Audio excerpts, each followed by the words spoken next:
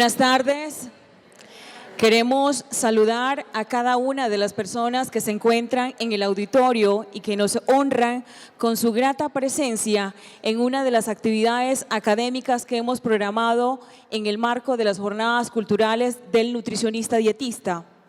Este encuentro es un espacio que busca facilitar el intercambio de conocimiento para todos los integrantes de nuestra comunidad académica. Asimismo, el de promover el ejercicio de la reflexión, el debate y la crítica con argumentos. En el auditorio nos está acompañando el doctor Gildardo Uribe Gil, director de la Escuela de Nutrición y Dietética. Asimismo, la profesora Luz Amparo Urango Marchena, quien es la coordinadora de posgrado, Marcela Hoyos Gómez, quien es la jefe del Centro de Investigación en Alimentación y Nutrición, Uber Alberto Izaza Agudelo, coordinador del programa de extensión, y demás miembros del equipo directivo, como también un número importante, y nos emociona muchísimo tener entre los asistentes a nuestros egresados, estudiantes, docentes y comunidad académica. Antes de dar inicio a esta presentación, les informamos que la conferencia tiene un tiempo aproximado de 45 minutos. Al finalizar, tendremos un espacio para que los asistentes puedan realizar sus preguntas a nuestra invitada. A continuación, damos inicio a la presentación de la conferencia internacional El desayuno como un aliado en la salud, la evidencia más allá de la creencia. Este tema será presentado por la doctora Rocío Campos Vega, quien es licenciada en nutrición, profesor, investigador con estudios de posgrado en Ciencias de la Alimentación y Nutrición de la Universidad Autónoma de Querétaro. Doctora en Ciencias de los Alimentos, docente de la Facultad de Nutrición y maestría en Nutrición Humana de la Universidad Autónoma de Querétaro. Docente e investigador en el posgrado de Química de la misma universidad. Forma parte del Sistema Nacional de Investigadores Nivel 1, el cual incluye a aquellos investigadores destacados en su ámbito por el Consejo Nacional de Ciencia y Tecnología, CONACYT, en México. Ha colaborado con Kellogg's como científica en nutrición para América Latina desde el año 2010. Ha participado como conferencista en importantes eventos académicos en países como Estados Unidos, Brasil, Colombia, entre otros. Además, ha publicado diversos artículos de investigación y ha colaborado con capítulos de libro como El papel de los compuestos bioactivos en el control de peso y la obesidad, implicaciones para la salud, y el capítulo Química y clasificación de fitoquímicos, entre otros. Sin más preámbulos, tenemos el gusto de presentar a la doctora Rocío Campos Vega, quien ha tenido justamente una jornada desde su llegada al país y más exactamente a Medellín, muy dura, porque ha participado como conferencista, como jurado de tesis, ha estado orientando y asesorando y en discusiones con nuestros docentes, y hoy justamente tiene la oportunidad de estar acompañando a nuestros egresados y a nuestros estudiantes. Recibámosla con un fuerte aplauso.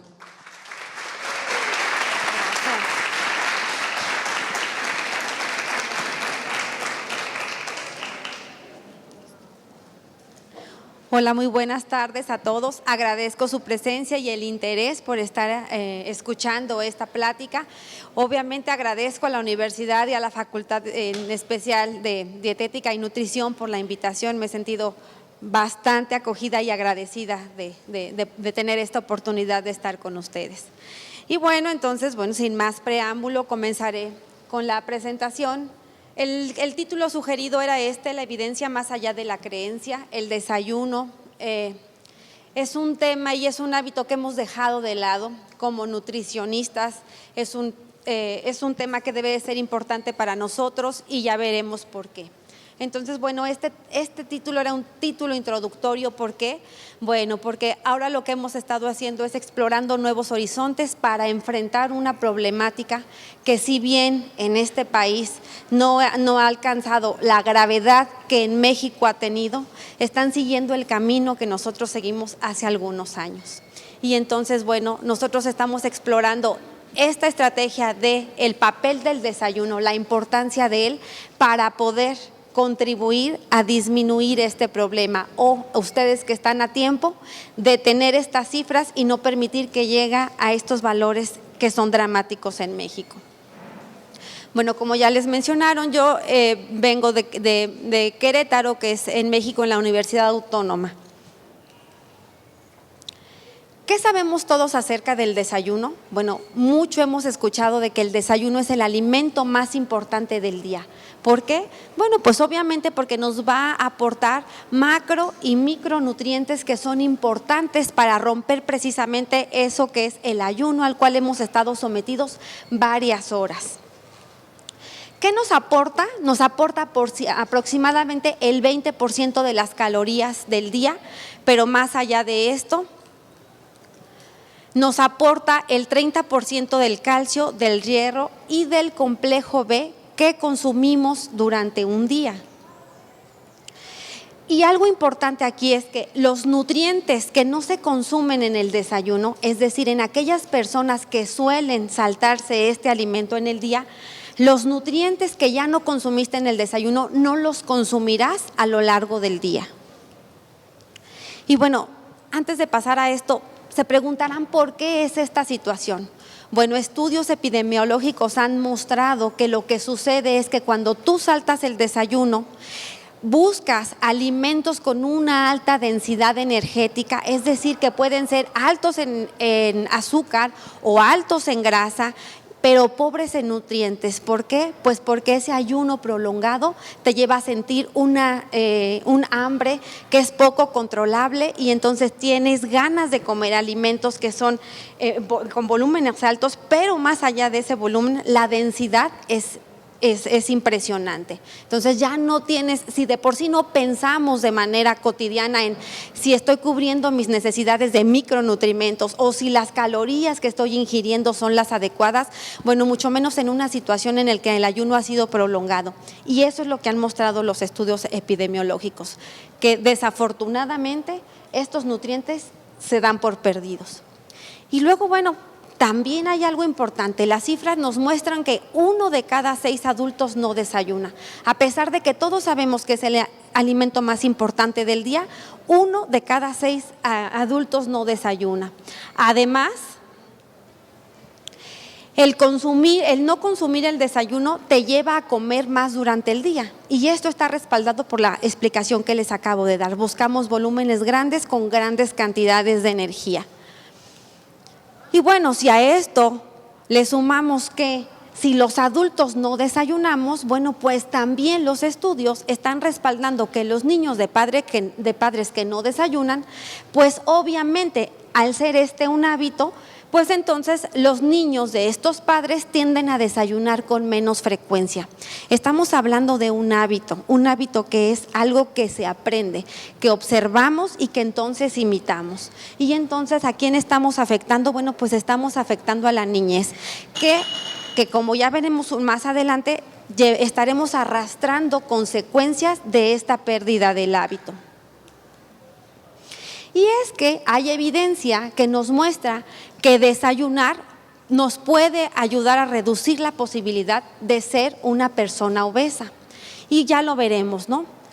A nivel mundial se reporta que 2.8 millones de muertes anuales son causadas por el exceso de peso, solamente por esta condición. Nosotros creemos que las enfermedades crónico-degenerativas, que luego las tenemos en mente como las enfermedades cardiovasculares, el cáncer, la diabetes, etcétera, son las preocupaciones más importantes. Pero ya hay datos que nos dicen que por la sola condición de tener exceso de peso estamos teniendo un número considerable de muertes. Por ejemplo, en México, aproximadamente en el año 2000, se hizo una estimación que de las muertes que habíamos tenido, el 30% habían sido o podrían ser atribuibles únicamente a la condición de obesidad de esa población.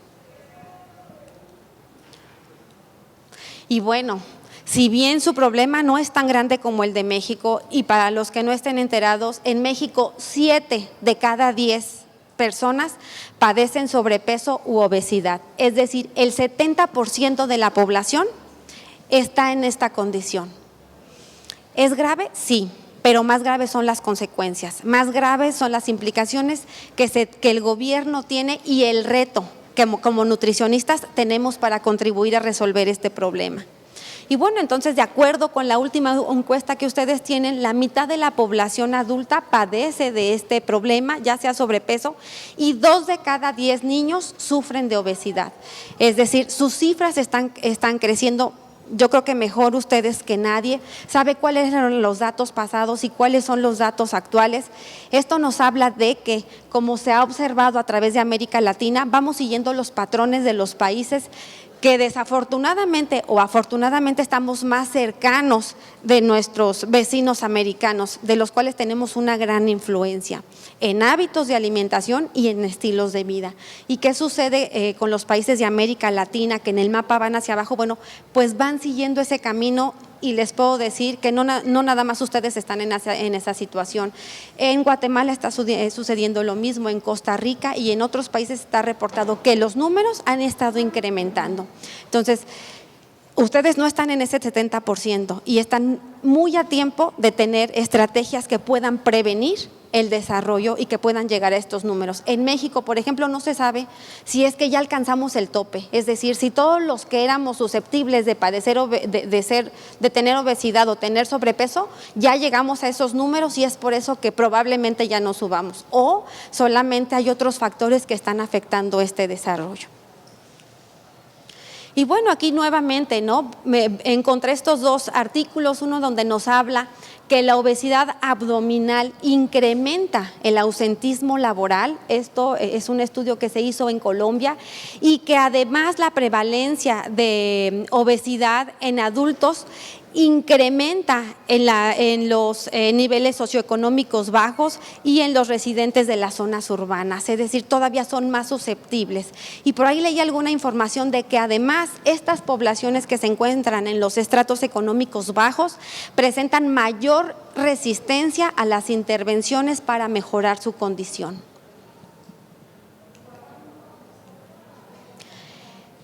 Bueno, ya escuchamos cosas graves, todos sabemos que el desayuno es lo más importante, pero no lo hacemos. Digo, cada quien puede preguntarse de manera personal, ¿desayuno? ¿Cada qué desayuno? ¿O qué incluyo en el desayuno? Y entonces de ahí pensar, ¿y de dónde viene esta cadena, no? ¿Cómo son los hábitos que tengo alrededor? Y es que estos números de la obesidad son graves cuando nos podemos a pensar que de esos niños que tenemos con sobrepeso, el 50% permanecerá bajo esta condición cuando sea adulto. Pero muchos de ellos, es decir, parte del otro 50% restante, migrará de ser un niño con sobrepeso a ser un niño a ser un adulto con obesidad. Es decir, el problema se agravará con la edad. ¿Qué observamos ahora en la niñez? Problemas de salud que concebíamos como propios de los adultos, es decir, los niños están padeciendo presión alta, desórdenes del sueño, diabetes tipo 2, que era una diabetes que comúnmente veíamos en los adultos, ya que la diabetes tipo 1 era la que podíamos ver en los niños. En México se tienen reportes de esto, en Canadá y en Estados Unidos, que fueron los primeros países que lo declararon. Presión alta, problemas de colesterol, depresión, que son otros factores que están asociados ya con factores sociales. Y esto es muy grave, ¿no? ¿Por qué? Porque el sistema de salud tiene un soporte económico para las enfermedades de la población adulta. Si a eso le sumamos que esas enfermedades que eran de la población adulta la presentan los niños, el sistema de salud está en graves problemas, porque puede llegar en un momento a quebrar, es decir, a no poder solventar los gastos derivados de los padecimientos de este problema. Y bueno, en el 2012, la Universidad de Harvard, a través de algunos estudios que hicieron, determinaron que saltarse el desayuno es un predictor para el sobrepeso. Es decir, aquellas personas que no desayunan tienen un mayor riesgo de tener peso en exceso. Y bueno, también vieron la contraparte, aquellas personas que desayunan generalmente tienden a mantener un peso normal y veremos evidencia que puede respaldar esta declaración que ellos hicieron. ¿Qué sucede? Bueno, que todos estamos inmersos en dietas y hábitos no saludables. Tendemos ahora a tener una dieta que es baja en nutrientes, alta en energía y además lo acompañamos para hacer un paquete completo de una baja actividad física. Esto es común en la mayoría de los países. Ustedes saben que el problema de la obesidad es un problema global, es un problema que si bien lo tenemos en diferentes grados, es un foco rojo que se tiene a nivel mundial, que las políticas que están haciendo, por ejemplo, regulación en los expendios de alimentos a las propias industrias, están en torno de esta problemática. ¿Qué hacemos normalmente? ¿Qué hacemos esas personas que estamos en riesgo o que tenemos sobrepeso o que tenemos obesidad? Bueno, pues también se ha observado en estudios poblacionales que aquellas personas que mantienen un peso normal tienden a tener opciones más saludables en el desayuno, es decir, incluyen más frutas y verduras, lo que les da un mayor aporte de vitaminas y minerales, tienen una actividad física regular y además, por lo tanto, presentan un menor riesgo de padecer obesidad, mientras que aquellas personas que presentan mayores riesgos, es decir, que presentan exceso de peso, pues tienen los hábitos contrarios. Y es que además hubo un proyecto que se hizo entre adolescentes en el 2008, fue publicado, en el que se propuso un marco teórico causal para el desarrollo de la obesidad en esta población. ¿Qué veían? Bueno, obviamente que había preocupación por el peso corporal. Ustedes saben que en la edad de la adolescencia, esto sobre todo en las mujeres, es muy importante. ¿Qué hacían como primera estrategia? Dejar de desayunar. ¿Por qué? Porque se tenía la creencia de que pues una menor ingesta me va a ayudar a tener un peso más saludable, o menor ingesta de calorías pues debería de dar como una suma y una resta, ¿sí? Pero la calidad de lo que se consumía a través del día pues no era la adecuada y además pues se perdía o no se tenía el control sobre el apetito. ¿En qué resultaba? En un desbalance de energía que al final de esta historia pues iba a verse afectado en el peso corporal. Es decir, esa teoría de desayuno poco y como un poco más o salto la cena tiene efectos contraproducentes a lo que teníamos esperado. Y entonces, dentro de esta temática, saltarse el desayuno empeora el problema del peso.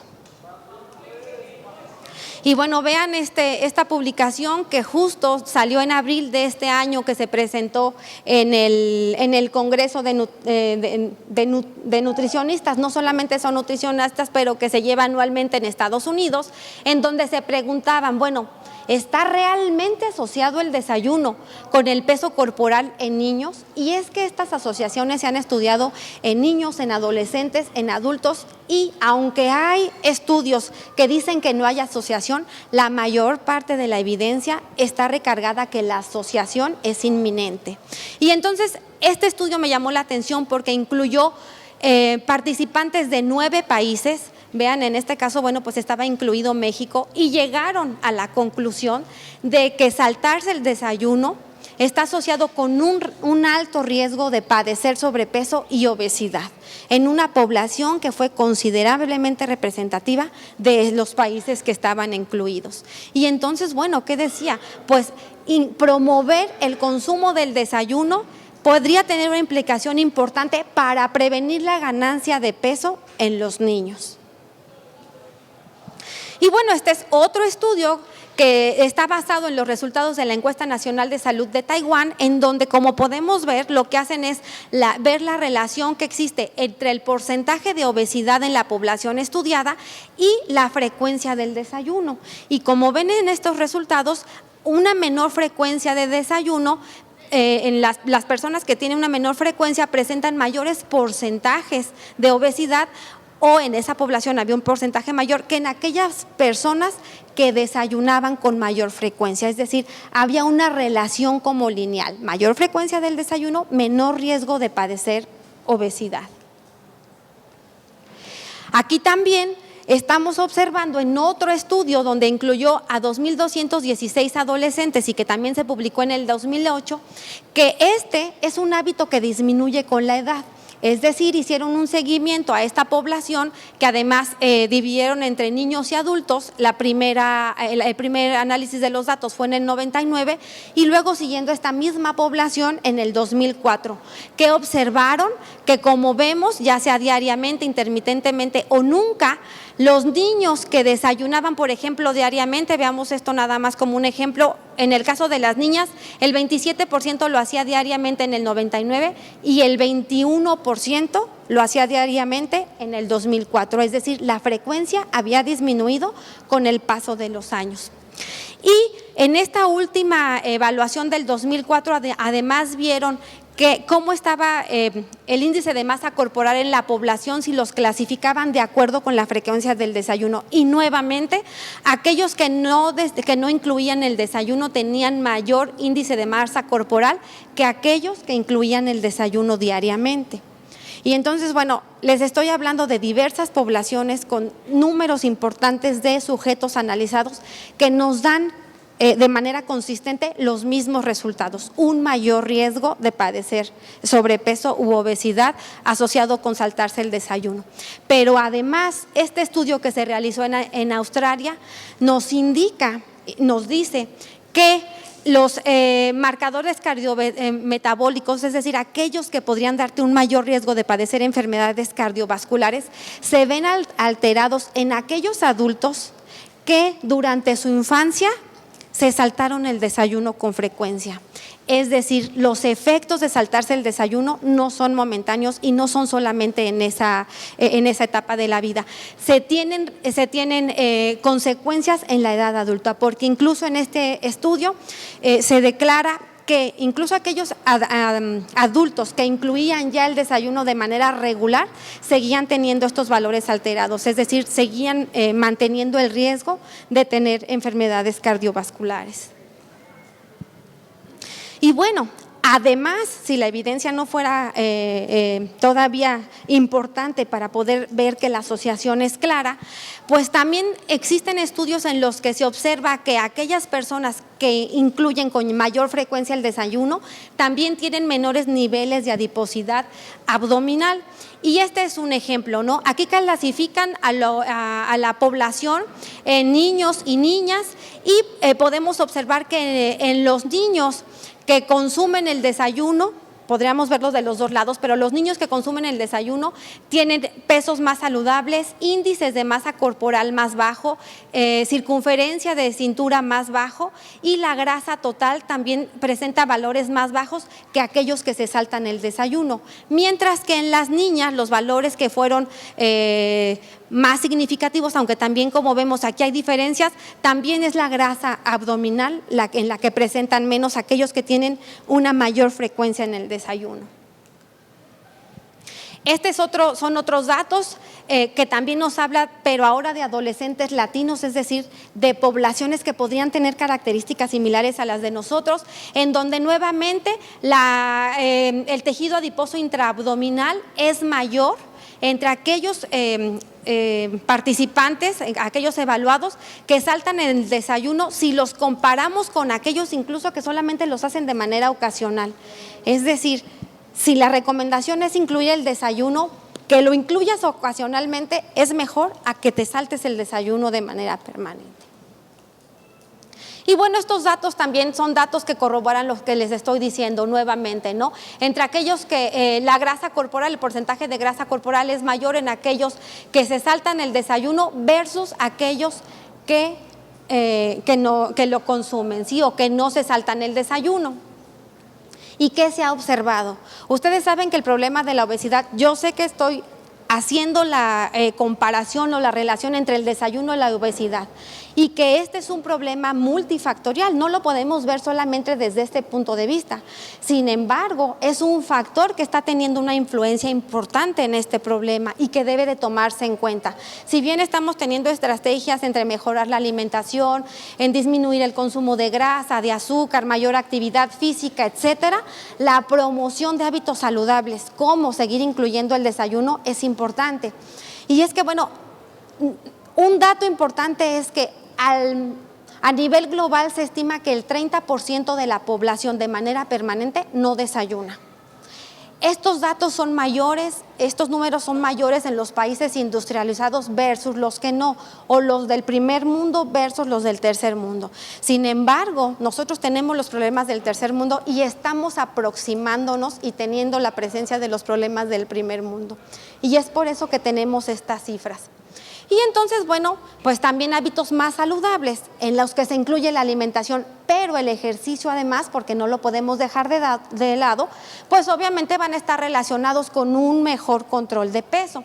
Y entonces aquí, aunque los datos pues probablemente no alcancen a verlos, nos dan las asociaciones de cómo es que las personas que tienen pesos más saludables consumen más productos lácteos, tienen un consumo mayor de frutas y verduras y que estos números son mejores en aquellos que desayunan diariamente versus quienes no lo hacen.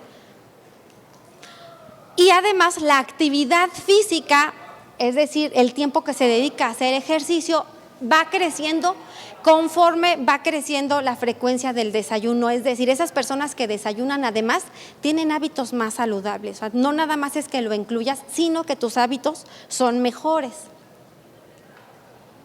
Pero hay algo importante y hay algo que todavía sigue siendo como un debate.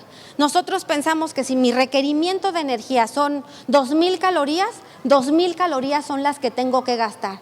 Y que probablemente no importa de dónde vengan, mientras yo me mantenga en las 2,000 calorías recomendadas, yo debería de estar manteniendo mi peso corporal. Bueno, ¿qué sucede? Que nuevamente la Universidad de Harvard en el 2012 nos sugiere que la calidad de las calorías también importan. Y es que ellos, como vemos aquí, en un programa de pérdida de peso, evaluaron dietas que contenían el mismo aporte calórico, pero que diferían. Una era baja en grasa, la otra era baja en carbohidratos y el tercer grupo se les dio una dieta que contenía carbohidratos de índice glicémico bajo, es decir, aquellos que se digieren con menor velocidad y en los que los niveles de glucosa se va liberando gradualmente. ¿Qué sucedió? Que a pesar de que los grupos tenían las mismas características y a todos se les estaba dando la restricción de calórica similar, aquellos que estuvieron en la dieta que aportaba carbohidratos de bajo índice glicémico lograron perder más peso al compararlos con los otros dos. Es decir, no nada más son las calorías de las que debemos de cuidar, también es la calidad, es decir, de dónde vienen esas calorías que estoy consumiendo. Claro que aquí hay otras implicaciones, el nivel de saciedad era mayor, etcétera, ¿no? Las características de este tipo de carbohidratos. Y bueno, aquí otro ejemplo. ¿Qué sucede en este nuevo estudio?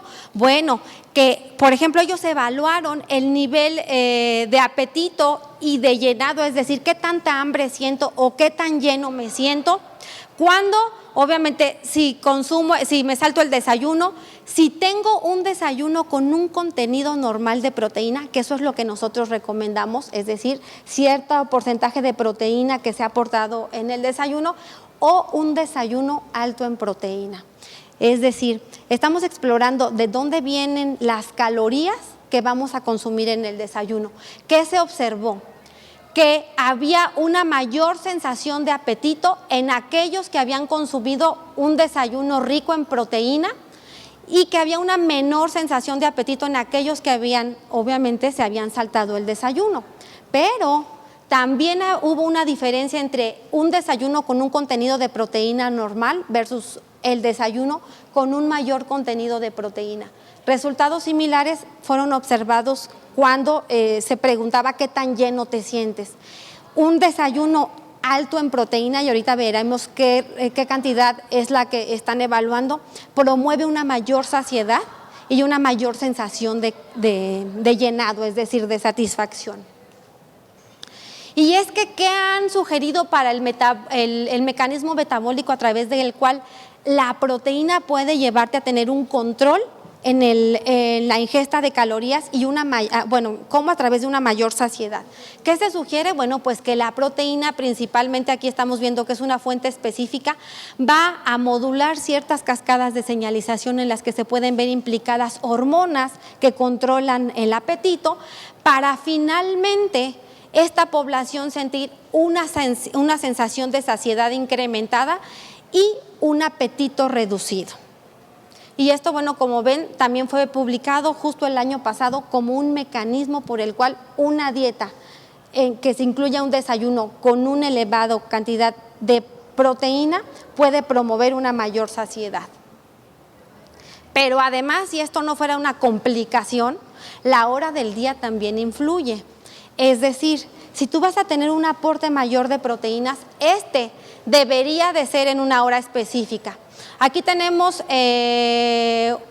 un desayuno alto en proteína, el lunch alto en proteína, la cena alta en proteína o una dieta en la que esta proteína fue distribuida a lo largo del día. Y como podemos observar, si se tiene una mayor ingesta de proteína en el desayuno, se tiene una mayor sensación de llenado.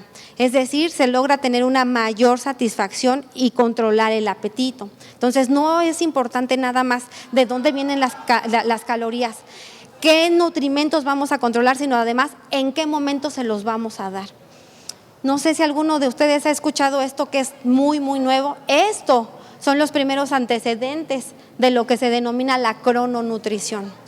Es decir, darle al cuerpo lo que necesita en el momento que lo necesita. Y entonces el desayuno está implicado en esto, el desayuno y su composición.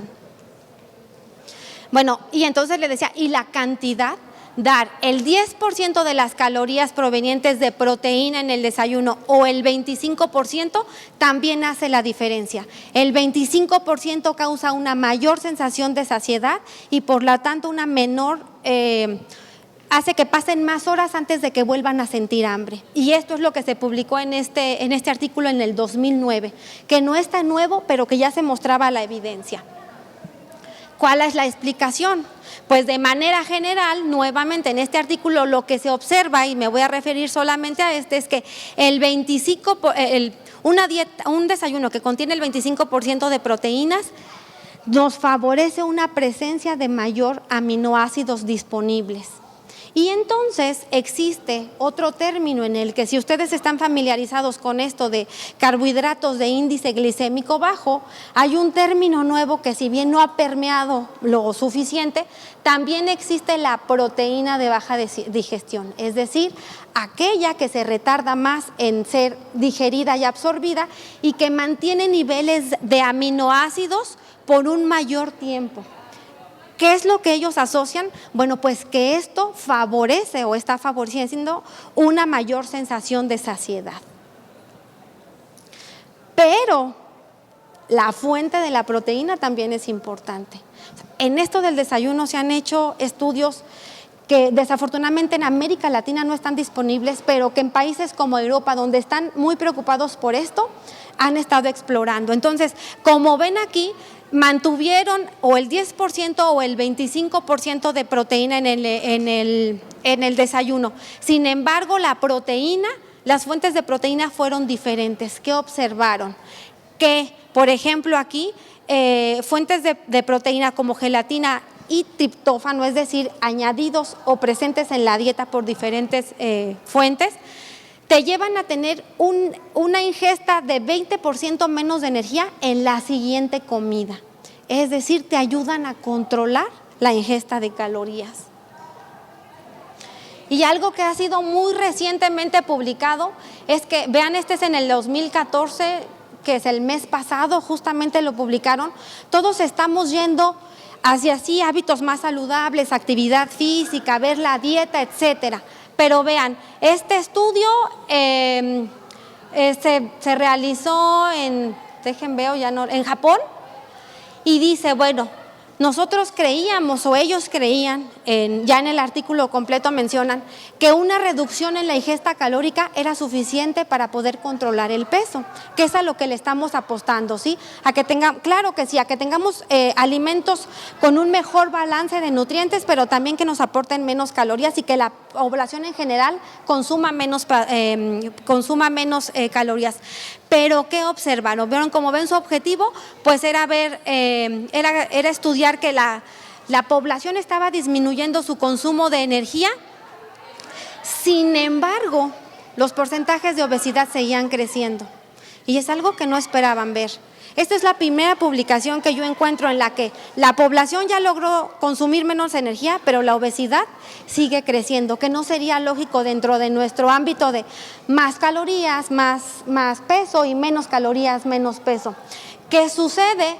Que entonces ellos dicen que el tiempo de los alimentos también está relacionado con la obesidad, y entonces encuentran que aquellos que se saltan el desayuno tienen una mayor circunferencia de cintura y mayores índices de grasa corporal que aquellos que consumen el desayuno o que aquellos que consumen alimentos con 3 horas de diferencia de ir a la cama.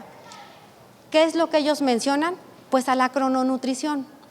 Un campo dentro de nuestra preparación que está emergiendo y que nos podría entonces llevar a evolucionar más allá de solamente controlar la dieta, sino las horas en las que consumimos el alimento. ¿Por qué meto esto en este contexto? Porque el desayuno podría estar regulando cosas que están relacionadas con la crononutrición y lo estamos dejando completamente de lado. Y bueno, desde el 2011 existe un marco que es un modelo teórico de la frecuencia del desayuno y la calidad del mismo sobre el riesgo que tenemos de padecer obesidad, sobrepeso e incluso desarrollar enfermedades crónico-degenerativas. Como vemos aquí, una mayor frecuencia del desayuno incrementará nuestra sensación de saciedad, por lo tanto disminuirá nuestra ingesta de energía y el riesgo de padecer obesidad. Pero más allá de esto, si además el desayuno está acompañado de una buena calidad, es decir, tiene un buen balance de nutrientes en el que la calidad de la dieta en general sea mejor, que se incluyan granos enteros, frutas, verduras, que disminuyamos el contenido de alimentos con altos contenidos de grasas, especialmente aquellos que tienen colesterol, bueno, pues entonces vamos a tener un menor riesgo de padecer obesidad, pero además un menor riesgo de padecer enfermedades crónico-degenerativas. Y bueno, por mi parte es todo. Agradezco que hayan escuchado esta información y si tienen alguna pregunta, con toda confianza.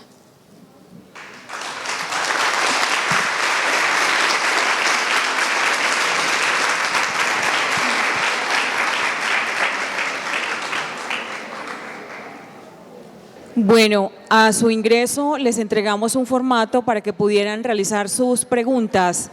Las personas que deseen entonces participar y realizarle las inquietudes frente a la temática que nos presenta la doctora Rocío Campos, nos las hacen llegar, por favor. Y las personas que de pronto deseen hacerla y venir justamente acá al frente para que escuchemos todos la inquietud que tienen. Mientras nos llegan entonces sus inquietudes, les informamos para que entonces a la salida puedan asistir a cada uno de los stands que nos están acompañando. La empresa Confit justamente se vincula a las actividades de las jornadas culturales del nutricionista, Belvita, Colanta, Humax, son algunas de las empresas que nos están acompañando en el día de hoy. Bueno, tenemos la siguiente. ¿Se puede considerar desayuno a aquella comida que las personas hacen en el colegio, universidad y o trabajo entre las 9 y 10 de la mañana? Con la disculpa de que antes de salir de casa es muy temprano para desayunar. Bueno, esto de los tiempos es muy controvertido. Hay información que te dice que debe de ser tantas horas o tantos minutos después de despertar, es decir, está basado en a la hora que despiertas, tanto tiempo no debes de dejar de pasar antes de consumirlo. Y existen otros que dicen que el desayuno es aquel que se consume antes de las 11 de la mañana del día. ¿Qué sucede? Bueno, que en la experiencia que he tenido en los diferentes países de América Latina, nuestros hábitos son muy diferentes y consideramos la hora del desayuno a diferentes horas. De manera general, se considera desayuno aquel que se consume antes de que se cumplan las 10:30, 11 de la mañana. Pero si pensamos que una actividad en algunos países, y algo que he aprendido aquí con ustedes, que pueden empezar desde las 6 de la mañana, no deberían de dejar pasar 2 horas antes de consumir el desayuno. Entonces, no podrían entrar en esto de antes de las 10:30 o de las 11, porque no aplicaría para su actividad. Esto debe de ser visto desde el ámbito cultural y desde los hábitos. Lo más importante es que lo incluyan. Entonces, yo podría decirles que igual como otras recomendaciones se hacen en la literatura, es no dejen pasar más de 2 horas antes de consumirlo.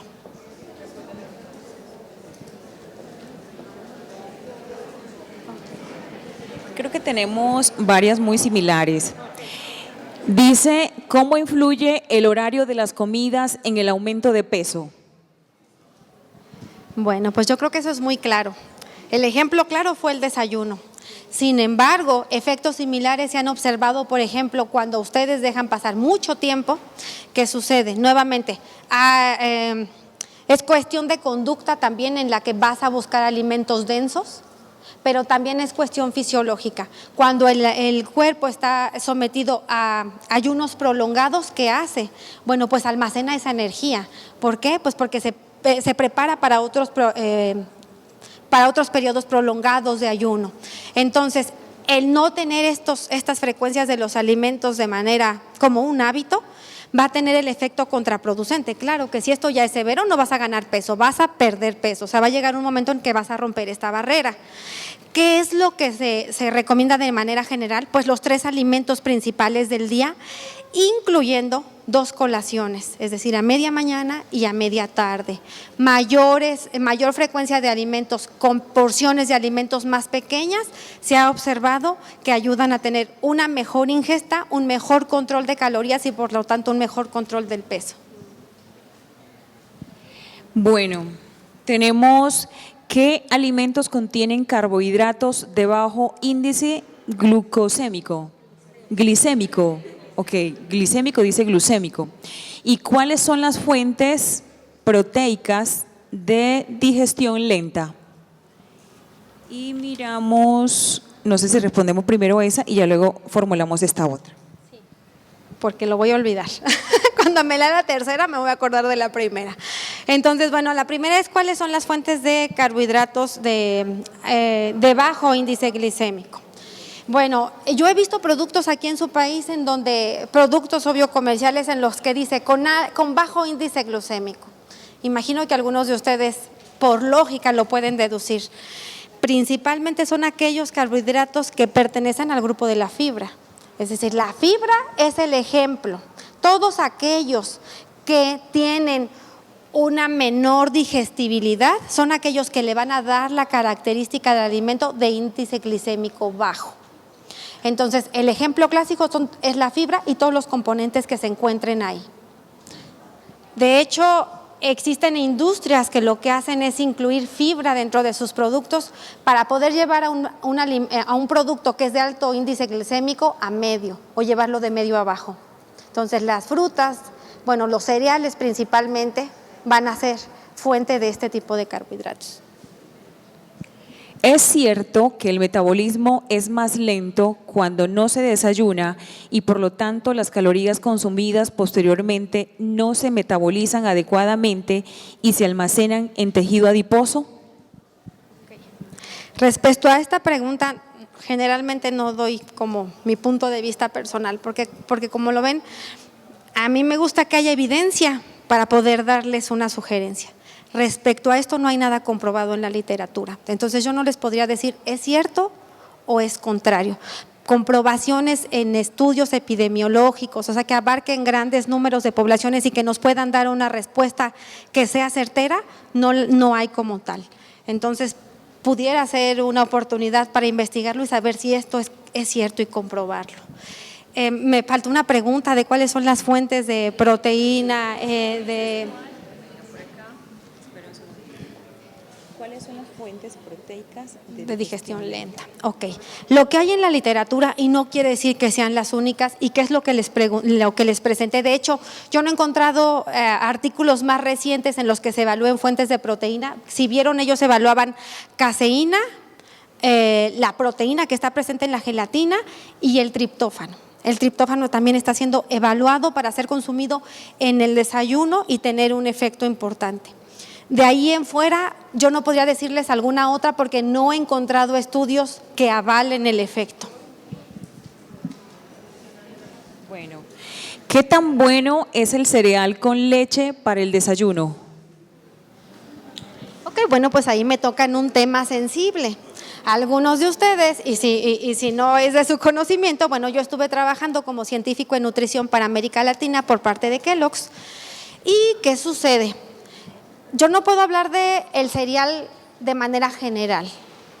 Por lógica, aquellos que tengan un mayor contenido de fibra y un mayor contenido de proteína en su formulación, te van a dar mayor saciedad, y es decir, te van a ayudar a controlar más apetito, versus aquellos que por lógica, si tienen carbohidratos de digestión rápida, pues te va a dar hambre en un tiempo más corto, ¿sí? Es decir, a lo mejor consumes el cereal y a las 2 horas vas a sentir hambre, que si consumes un cereal que es rico en fibra y que tiene proteína, te va a permitir sentir esta sensación de hambre en más tiempo.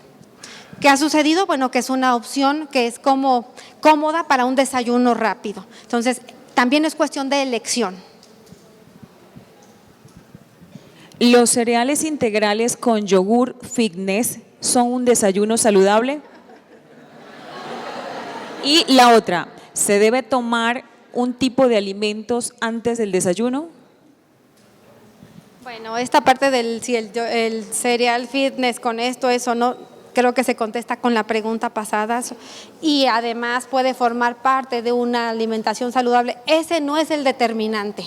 O sea, yo creo que nos debe de quedar claro como nutricionistas que ese no es el determinante, es toda una serie de factores. Tú lo puedes incluir y ser la persona más saludable, pero no va a estar determinado por eso, va a estar determinado por muchas otras cosas. Entonces, en esto. Y sí, no, pero me habías hecho otra pregunta. ¿Se debe tomar un tipo de alimentos antes del desayuno? Bueno, no hay nada que diga que si te tomas, por ejemplo, bueno, yo lo he escuchado, que si un té, que si primero agua, que si primero el jugo de esto, vaya a haber una diferencia. El desayuno es como tal, romper el ayuno, darle al cuerpo la energía y los nutrientes que requiere. Fuera de otra cosa que si tengas que consumir o no para que haga un efecto diferente, no hay nada alrededor de esto. ¿Y cómo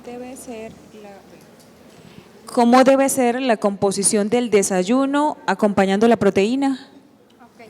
Bueno, la única evidencia que existe acerca de incrementar el contenido de proteína, es decir, no quiere decir que vamos a consumir más proteína a lo largo del día, sino que un mayor porcentaje de proteína lo vamos a asignar en el desayuno. ¿Sí? O sea, esto que veíamos, el 10% más o el 25% más, es decir, en una distribución normal de nutrientes en el desayuno, ese 20% de calorías aproximadamente que aporta el desayuno debe tener una distribución adecuada de los nutrientes. El incrementar en un 10% más o un 25% más la cantidad de proteína es la que se ha evaluado tener un efecto favorable para el control del apetito y del llenado. Fuera de eso, evidencia científica no hay más. Bueno, creo que las demás preguntas que se formularon, de alguna manera, por ejemplo, notamos que se brindó la respuesta. Sin embargo, si de pronto hay alguno que considere que no han dado una respuesta justamente a la inquietud que tenía, nos indica justamente como para hacerle la inquietud a la doctora Rocío. Listo, pero creo que ya están, no sé si de pronto haya alguna otra persona que desee intervenir. ¿No? Bueno, le damos entonces un fuerte aplauso a la doctora Rocío Campos.